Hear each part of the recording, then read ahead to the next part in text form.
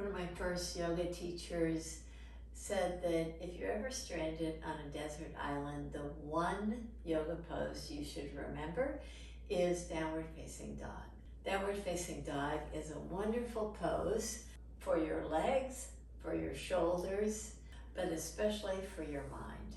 We'll begin on our belly. I like to start downward facing dog on your belly, just to remind us how we can customize our downward facing dog for our body. If you take your hands right alongside your ribs and lift up to all fours position, notice how your hands are not under your shoulders. For you, this is your ideal stance for downward facing dog. With your toes tucked under, lift your pelvis up. Now this feels rather long at first. So if you want to walk in so that your heels come a little bit closer to the mat, go ahead. But just kind of know that you're working toward your customized version of downward facing dog. From here, step your feet all the way to your hands. Place your hands to your low back and rise up.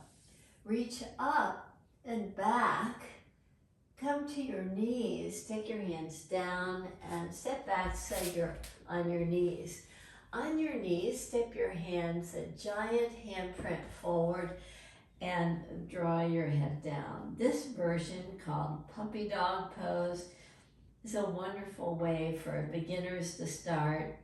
It just allows a nice engagement of the arms. With your toes tucked under, you can engage your legs as well. With your hands pressing firmly, pull in toward the midline of your mat. Draw your shoulder blades in toward one another. Keep this nice engagement. Draw from the navel back to the spine. Lift up to downward facing dog from here. Reach your right leg up and just enjoy a nice freedom. Release your right foot down. Take your left leg up. Release the leg down. Walk your feet up to your hands. Place your hands to your low back and rise up. Just stand tall. Stand in Tadasana with an external rotation of your upper arms for a nice shoulder loop. Engaging that, take your arms up, reach back, take your hands down to the mat and step back to all fours position. In all fours position, draw your pelvis back, way back. Keep your arms engaged, just like in downward facing dog. With your fingertips pressing, you're hugging into the midline. Now come back to all fours position. Lift your knees up, lift your pelvis up. Walk in so that you're in a shorter version of downward facing dog with your feet as wide apart as the mat. Just shift your weight over to your right leg, back to center, over to the left, back to center. Take your left hand to the outer right leg. Keep a nice lifting quality of the right armpit. Enjoy a nice stretch to the side body. Bend your left elbow. Release your left hand to the mat. Take your right hand to the outer left leg. Reach your right elbow down. And release your right hand. Step your feet so that they're now hip distance apart. Lift your heels high. Pivot to the right to stretch the left ribs. Lift your heels up, pivot to the left to stretch your right ribs. Come back to center position. Walk your feet up to your hands. Place your hands to your hips and rise up. Stand in Tadasana again. Engage from the spread of your toes to the spread of your fingers. Get a nice opening of the upper chest. Reach up and reach back. Take your hands down to the mat and step your right foot back. Bend your right knee and reach your hands out at the diagonal, almost like you're doing downward facing dog in a lunge position. Both hands are reaching as far as possible. You're expanding the side body.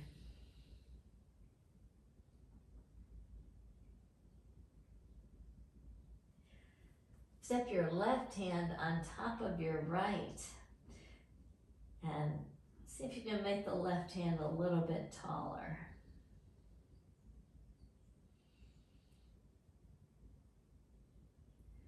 Release, come back to Uttanasana with your toes tucked under, step forward and take your left leg back. Bring your left knee down, walk your hands over to the left side, stretch your hands and enjoy a nice length to the side body.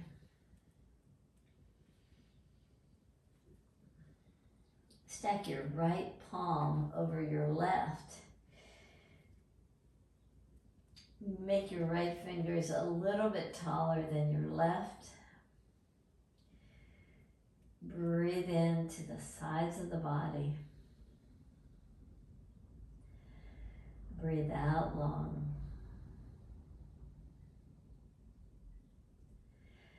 And come back to step your left foot forward. Place your hands to your low back. Rise up. Reach up and back. Take your hands down to the mat. Step back. When you're in downward facing dog, it's this bowing gesture. When you bow in this way, it's a way to open to grace, to give pause, to focus on your breath. See how you can engage more fully with the spread of your fingers. Pull the arms in toward the midline. With a spread of the toes, pull the legs in toward the midline. Draw from the fingers to your heart. Draw from the toes to your heart. Now bend both knees. Lift your sit bones high. Engage fully as you draw from the navel back to the spine and root down.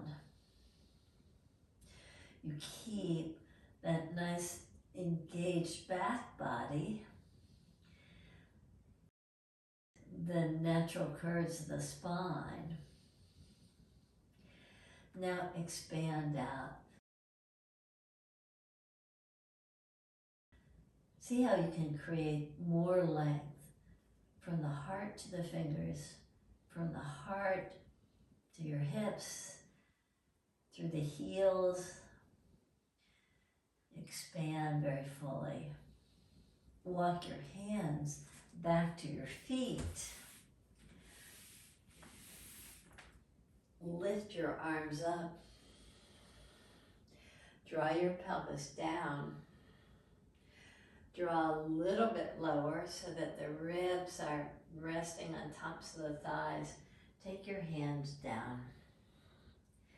Walk your hands forward. Stack your right hand on your left and expand so fully. Reach the right hand, taller than the left. Stack your left hand on your right. Reach your left hand long. Release your left hand. Walk your feet to your hands. Place your hands to your low back and rise up. Step wide. In this wide stance, bow forward, reach forward. So it's a wide stance, downward facing dog. Keep that. Take your hands even wider apart with your knees bent. See how you can create a little bit more fullness in the pose. With your feet this wide apart, can you still pull into the midline?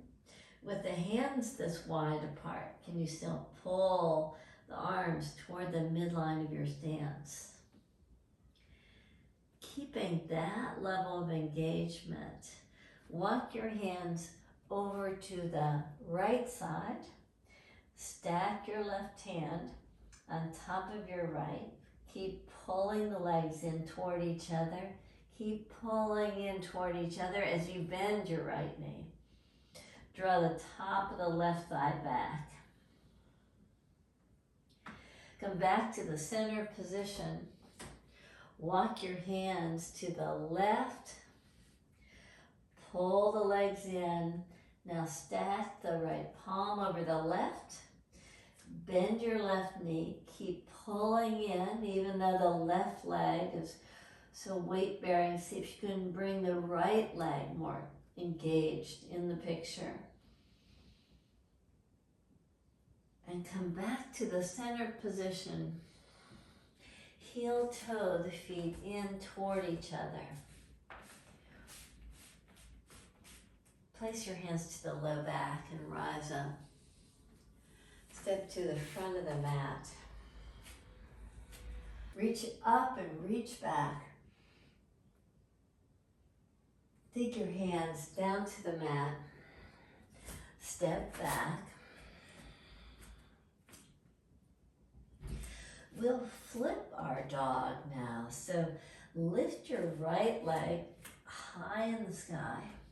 Bend your right knee. Pivot on your left foot. Land your right foot. And reach your right arm over your head. Just get this nice fullness of the front side of the body. Now can you gracefully come back to downward facing dog and come to the opposite side. Lift your left leg up, bend your left knee, draw the left foot over, and enjoy this nice fullness. Come back to the same pose you were in.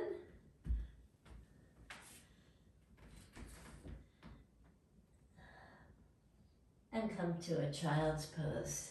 Take your knees wide apart, your big toes together. Release your head, but keep a nice lift of your shoulders. Even in this more static pose, you're still engaging nicely. The elbows are lifted. Your attention is to your breath.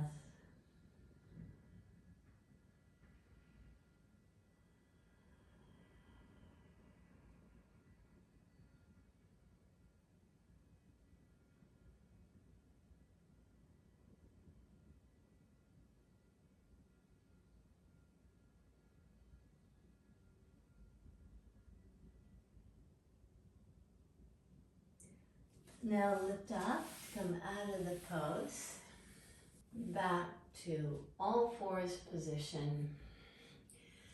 One giant Handprint forward, lift up to downward facing dog. And take your right ankle to the outer left knee and bend your left knee. Reach your right knee further away from your right ribs. Walk your hands up toward your left foot. See if you can balance here. Maybe just with your fingertips helping you balance. Maybe you can take your arms up and balance. Take your hands back to the mat. Walk them forward.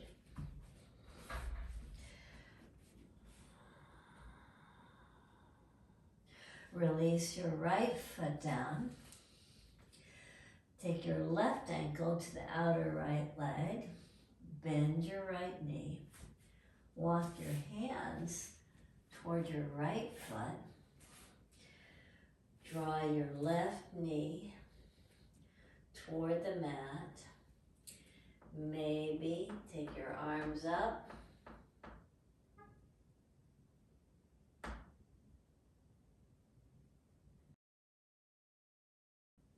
And release down. Release your foot. Walk both feet up to your hands. Place your hands to your low back. With all the downward facing dog we've done, you can tell how your arm strength really improves by doing the pose. And it prepares you for inversions. Readjust your mat so that you're close to the wall. We'll be doing two poses. One where the wall is supporting our downward facing dog. And the second one where the wall is supporting our legs. And that's how we'll end the practice. So your choice, if you'd like to invert completely, take your legs on the wall. If not, just keep your heels at the wall. And then for our Shavasana, for our final resting pose, we'll have the legs at the wall. Start in hands and knees with your feet right at the baseboard, right at the wall. With your toes tucked under, lift your pelvis up and press your heels to the wall. You may choose to stay here, or you may choose to lift one leg on the wall, in the three-legged dog like we were doing earlier.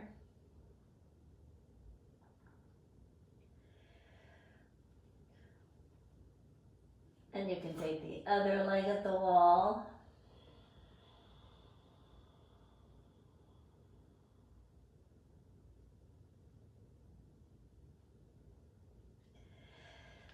Now see if it works for you to take two legs at the wall.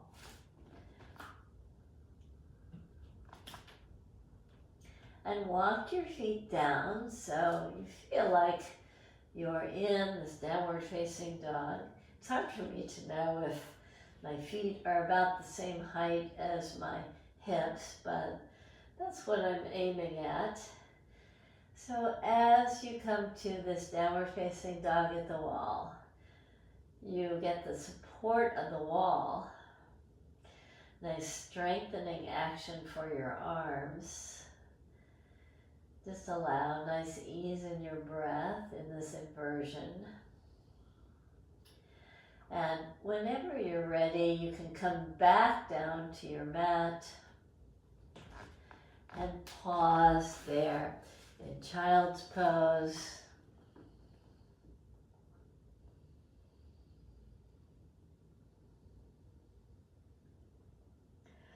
You can stay in child's pose. Or if you wish, take your pelvis to the wall, lie in fetal pose, roll over so that your legs are supported by the wall. Close your eyes.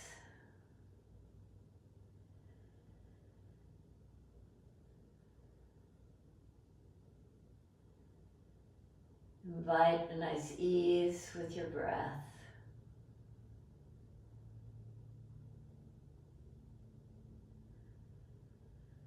Soften your facial muscles.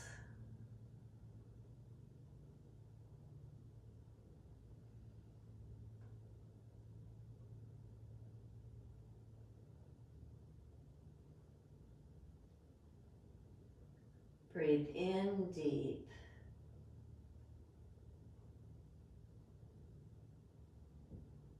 Breathe out long.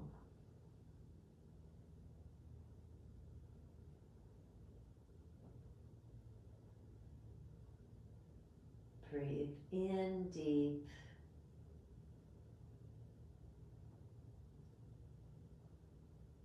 Breathe out long.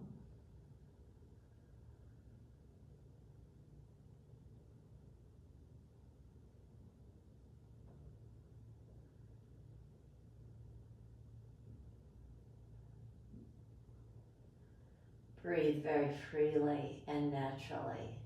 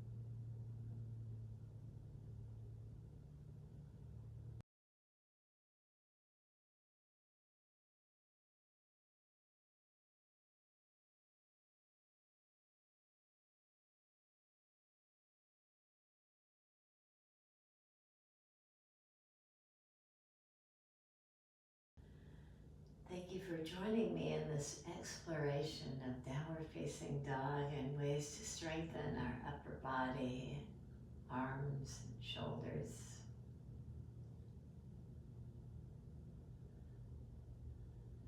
To the practice, we bow. Namaste.